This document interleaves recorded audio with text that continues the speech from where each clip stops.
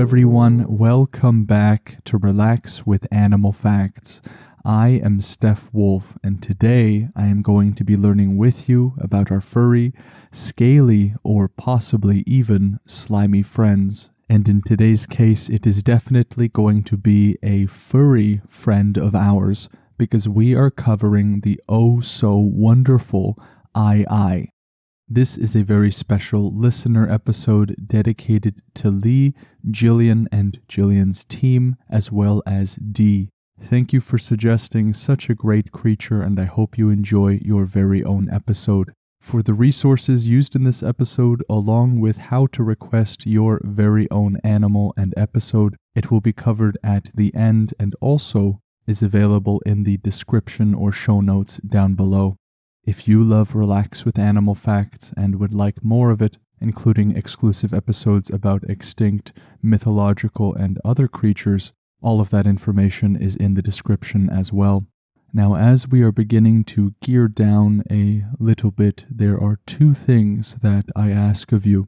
As always, I want to make sure that your shoelaces are double knotted, especially for where we are going today.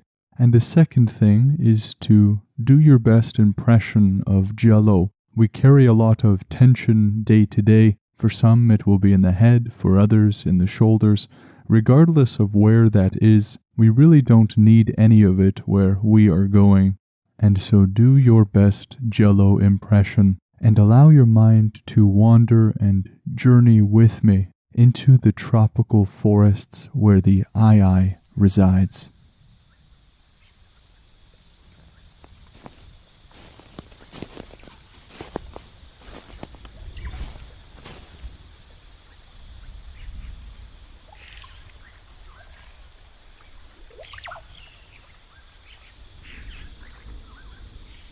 For those of us that do not travel to the forests of sub-Saharan Africa all that often, just listen to the symphony that this natural orchestra is performing all night long, every night. It is in these same forests with this lovely accompaniment that we will find the eye. The eye is a rare lemur that is native to Madagascar. They bear a scientific name that might take two breaths to say, Daubentonia madagascariensis. This rare lemur is the world's largest nocturnal primate. Now, many of us may be able to give a list of primates, but it is important for us to dive into exactly what gives a creature that distinction of primate. There are a few characteristics that describe nearly all primates. One is a large brain when compared with their body size. Another is vision being more immediately used or important than their sense of smell. Opposable thumbs that allow hands to grasp very easily. Generally fewer offspring and often only one at a time. We have learned about other creatures that are not primates that can sometimes have hundreds or thousands of offspring at one time. They will often have longer lifespans when compared to many other creatures and complex social groups. So creatures like lemurs, lorises, tarsiers, monkeys, apes, and humans are considered to be primates. So it is a very diverse order of mammals that have certain subdivisions, but those are some of the main ones. And we heard earlier that they are nocturnal. Well, that is exactly why we are walking around here at night. Nocturnal describes creatures that will use the night time to hunt and move around and get about their business, as opposed to creatures that are diurnal and move around mostly during the daytime. So they are native to Madagascar, inhabiting a wide variety of habitats. But these variety of habitats will oftentimes have some similar characteristics. One important bit is that there will always be an abundance of trees. So they will inhabit deciduous forests or primary and secondary rainforests, sometimes mangrove forests. They are considered to be arboreal creatures, which means they will spend the vast majority of their time up high in trees. The ii is typically described as a squirrel-like primate or some sort of rodent-like primate. This has little to do with the fact that they are nocturnal and mostly solitary, but it is because of their physical appearance that is not all that common. Some articles describe their appearance as bizarre or odd, and with many of the creatures that we have seen so far, this description is not necessarily unfair. They do look very unique. They have rodent-like teeth that will grow throughout their life, these very long, bony fingers that look more skeletal rather than muscular in appearance. But all of these characteristics are going to play some sort of an important role in their life in Madagascar. One of the distinguishing characteristics of the ii, besides its bizarre outward appearance, is that interesting hand structure, or rather unique structure. It has an unusually long third digit. It may be a helpful note that when I use the word digit, I mean finger. Anatomists, biologists, and other sorts of ists in the realm of science will prefer to use the term digits to describe fingers. So when I say first digit, I mean the thumb, the second digit is the index finger, and the third is the middle, and so on. As to how they will use this unusually large third digit, we will find out in just a moment. They are about 40 centimeters or 16 inches long. This will exclude their very bushy tail that is about 55 to 60 centimeters or 21.6 to 23.6 inches. So their tail is longer than their actual body, and they will be covered in a very coarse, long, black or dark brown fur. It has those very large eyes, those rodent teeth, and a short face. All of their fingers have small pointed claws, which will of course play a vital role in how they maneuver in their arboreal setting. Arboreal, as we learned, describes creatures that spend the majority of their time in trees, comes from the Latin word for tree, which is arbor. Their fingers will have these claws as well as their toes, except for the large, opposable, flat-nailed great toes.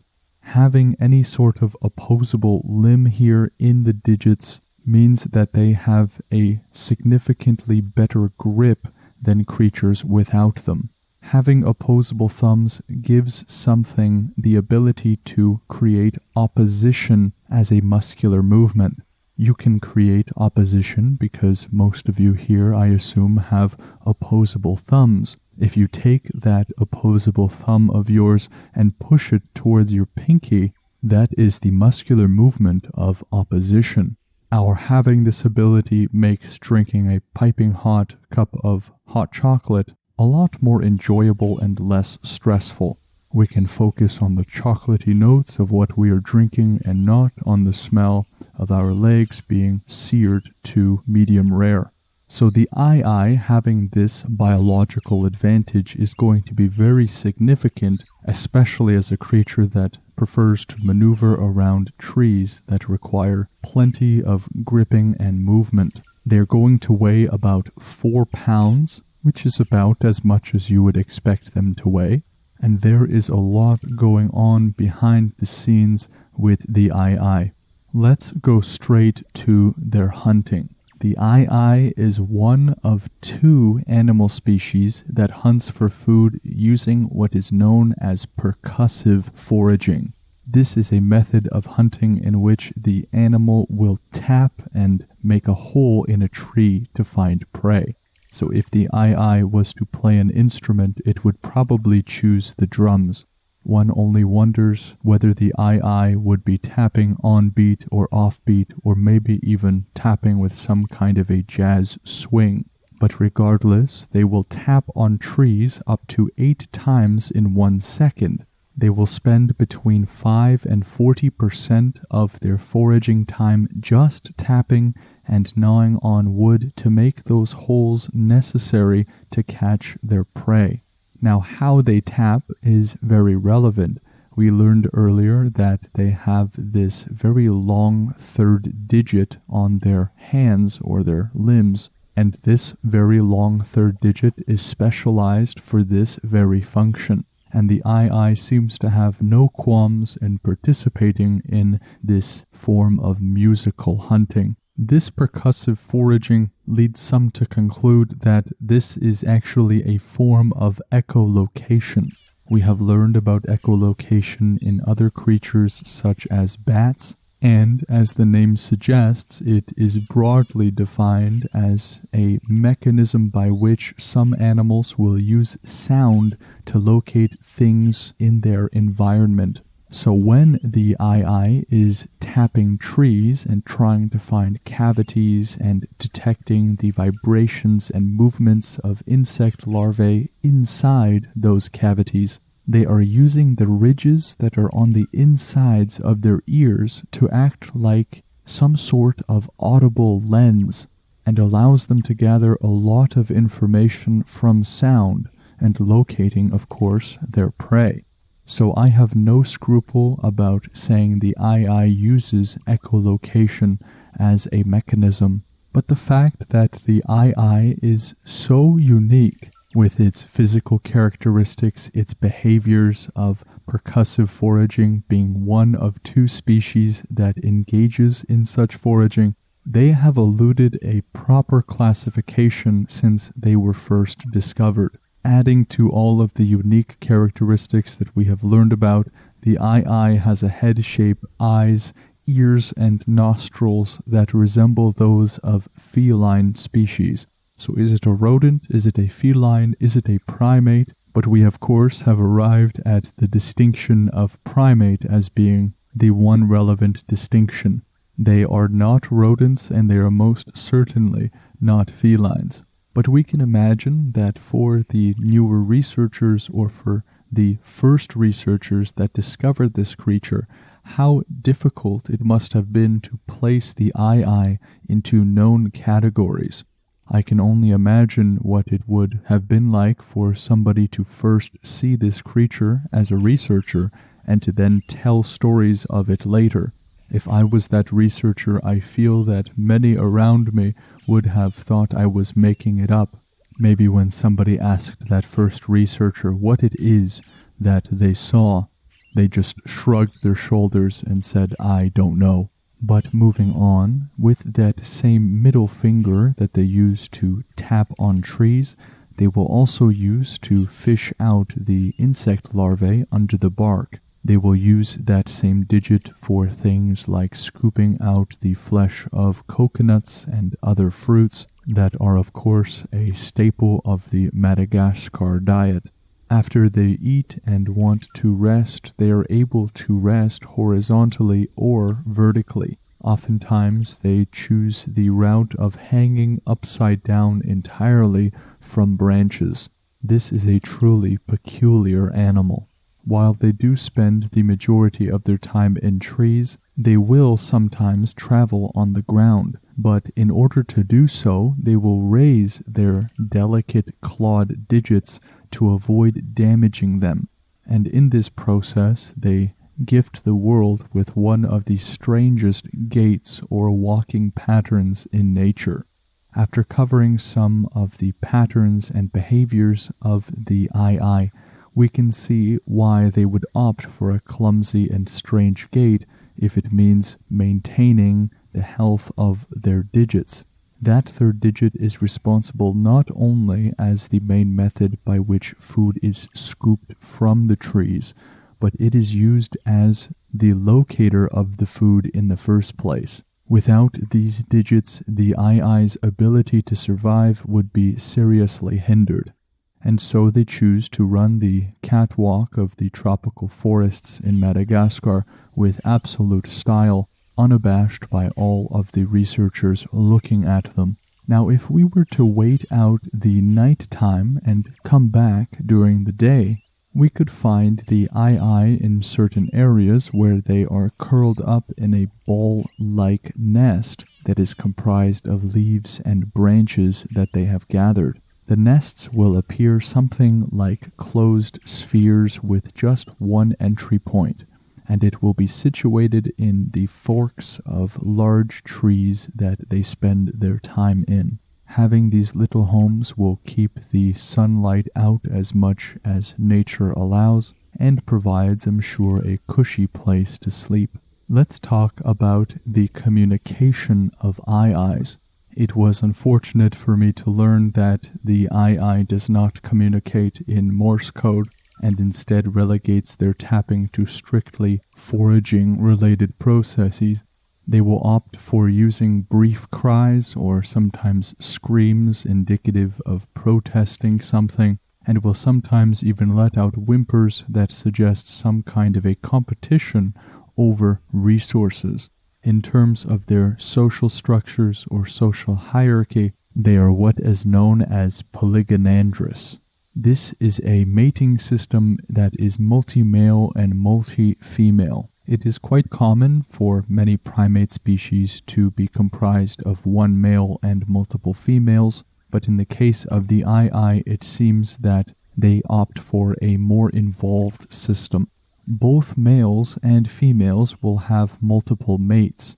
The gestation periods or the length of pregnancy for the females will be about 5 months and most commonly will bear one offspring at a time. It will stay in the nest for about 2 months and will continue to be weaned until they reach 7 months old. Up until the age of 2, it will learn and stay with the mother until it sets out on its own and gaining the reproductive ability to have children on their own at around 3 to 3.5 years in females, while the males at around 2.5 years. This, I believe, is the first time we have covered such a mating system in any of our primates so far. Just another thing that makes the aye-aye unique. There is, unfortunately, a lot of superstition that arises around the aye-aye. There are many people that are native to Madagascar that consider the aye-aye, the creature, as an omen of bad luck. And it is for this reason, maybe sometimes retaliatory or as some sort of preventative measure, the aye-aye meets the unfortunate fate of being killed on sight by those who think that they bear some sort of bad luck. And so this kind of hunting, along with the degradation of their habitat, or rather the removal of it, have put some aye-aye populations at risk. Today, they are indeed protected by law. Not too long ago, they had actually declared the aye-aye to be extinct, but upon the discovery of another one, this statement of extinction was retracted, and today there are somewhere in the realm of 1,000 that are roaming the tropical forests of Madagascar. Now let us move on to the name of the aye-aye. What does it mean, or where does it come from?